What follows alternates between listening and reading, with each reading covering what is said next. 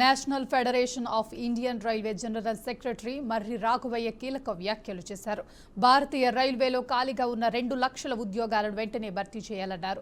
Employees Sangh కార్యాలయంలో నిర్వహించిన 229వ working committee మీటింగ్కు ముఖ్య అతిథిగా పాల్గొని ప్రసంగించారు. 8వ వేతన సంఘం ప్రక్రియను వేగవంతం చేయాలని కోరారు. కనీస వేతనాన్ని 55,000గా నిర్ణయించి అదే నిష్పత్తితో అన్ని క్యాడర్లకు వర్తింపచేయాలన్నారు. 50% దాటిన కరువు భత్యాన్ని మూల వేతనంలో కలపాలని, నిలిపివేస్తున్న 18 నెలల కరువు భత్యాన్ని వెంటనే విడుదల చేయాలని డిమాండ్ చేశారు. ప్రతి రాష్ట్రానికి సేవలందించే క్రమంలో ప్రతిరోజు 21,000 రైళ్లు, గూడ్స్ రైళ్లు కానీ, ఎక్స్ప్రెస్ రైళ్లు కానీ, ప్యాసింజర్ రైళ్లు కానీ నడుపుతుంటారు. భారత రైల్వేల్లో 12,62,000 మంది రైల్వే కార్మికులు 320 కేటగిరీస్లో పనిచేసి రాత్రి పగళ్ళు రైళ్లు నడిచే విధంగా ఈ సర్వీసులు ప్రొవైడ్ చేస్తున్నారు.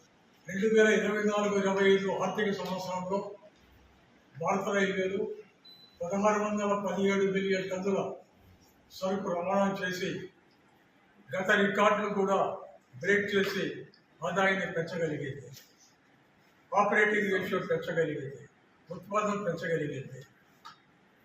ఈ యొక్క ఫలితం రైల్వే కార్మికుల కృషి ఫలితంగా వచ్చిందని రైల్వే కార్మిక మంత్రి కూడా, రైల్వే శాఖ మంత్రి కూడా అది అంగీకరించాడు.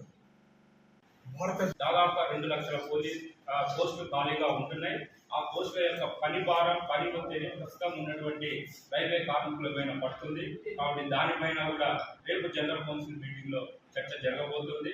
ప్రస్తుతం రైల్వేలో ఉన్నటువంటి అన్ని ఖాళీలను కూడా భర్తీ చేయాలని చెప్పని అదొక డిమాండ్ కూడా ఉంది.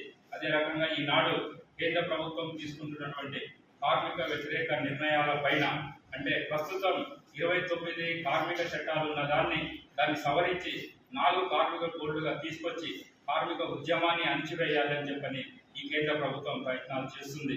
దానిపైన కూడా రేపు జనరల్ కౌన్సిల్ మీటింగ్ లో నిర్ణయం తీసుకోబోతున్నాం అన్నటువంటి విషయాన్ని తెలియజేస్తూ, ఈ యొక్క వర్కింగ్ కమిటీ మీటింగ్ కు, అదే రకంగా జనరల్ కౌన్సిల్ మీటింగ్ కు మా ప్రీతమ నాయకుడు, 34 లక్షల కేంద్ర ఉద్యోగుల నాయకుడు, national federation of Indian railwaymen general secretary, south central railway employees Sangh general secretary doctor Marri Raghavaiah garu ముఖ్య అతిథిగా ఇచ్చేశారు. దాదాపు 2 లక్షల